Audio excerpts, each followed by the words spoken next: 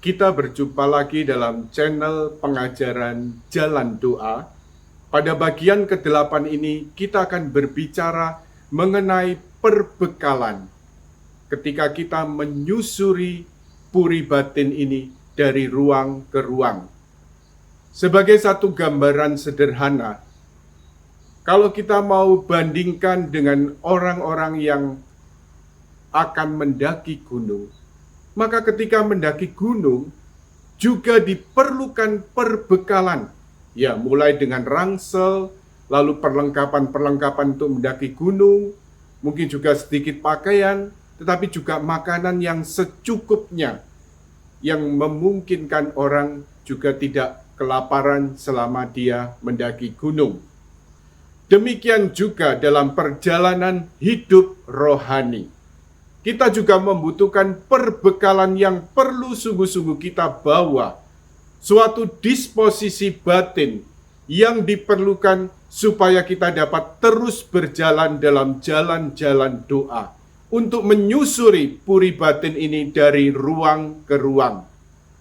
Di sini Santa Teresa Avila mengajarkan ada 3 hal yang perlu kita pegang untuk persiapan kita dalam perjalanan maupun ketika kita sedang berjalan menyusuri puri batin ini.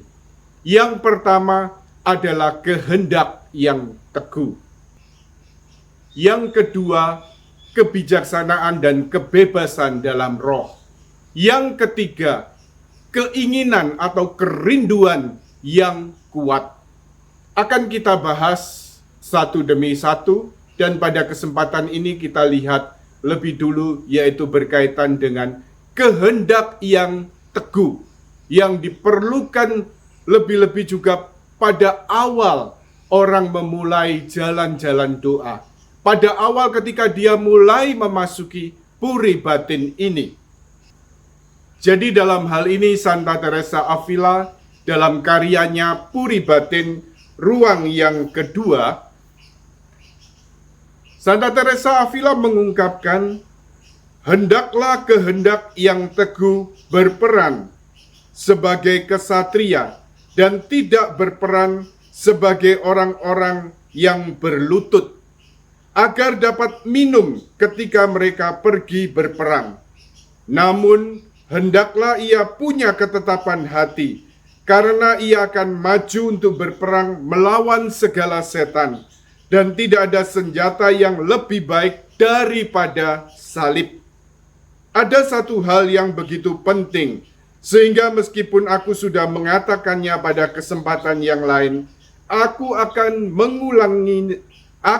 mengulanginya kembali di sini, yaitu bahwa pada permulaan janganlah orang menganggapnya sebagai anugerah rohani, karena hujan mana tidak turun dalam ruang-ruang ini.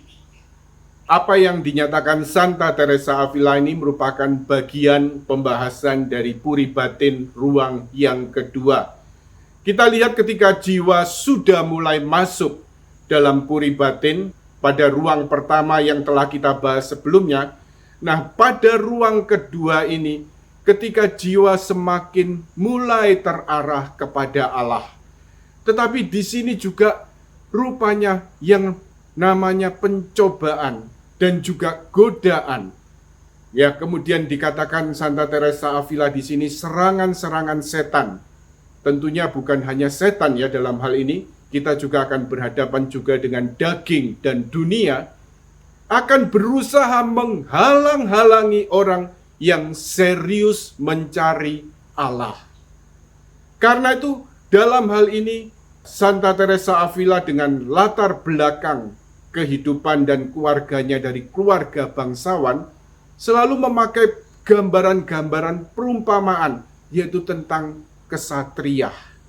Ya, tentang satria-satria yang pergi berperang. Ini bukan saatnya untuk berlutut, tetapi ini saatnya sungguh-sungguh untuk terus berjalan, untuk terus bergerak. Ya. Jadi karena itu diperlukan kehendak yang teguh, kehendak yang kuat. Apapun yang terjadi di jalan doa ini, jangan sampai mundur. Jangan pernah berhenti. Dalam buku riwayat hidupnya, Santa Teresa Avila juga memberikan suatu gambaran yang serupa, yaitu orang-orang yang terpanggil untuk menghayati jalan-jalan doa. Dia diibaratkan seperti seorang yang membawa bendera kerajaan, ya, bendera kerajaan Allah. Tetapi tugasnya, ya, di atas kuda, naik kuda dengan membawa bendera perang ini. Tentu dia juga tidak punya senjata.